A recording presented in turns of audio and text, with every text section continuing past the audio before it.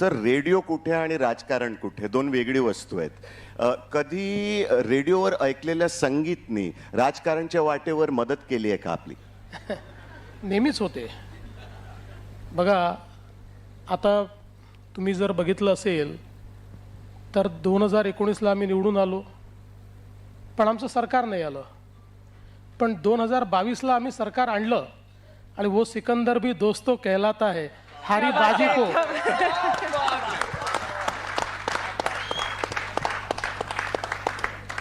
त्यामुळे म्युझिक, गाणी, रेडिओ या सगळ्या गोष्टी राजकारणात अत्यंत महत्त्वाच्या आहेत. मगाची आशिषजींनी सांगितलं की रेडिओच्या माध्यमातून मोदीजी मन की बात ही शेवटच्या माणसापर्यंत पोचवत आहेत.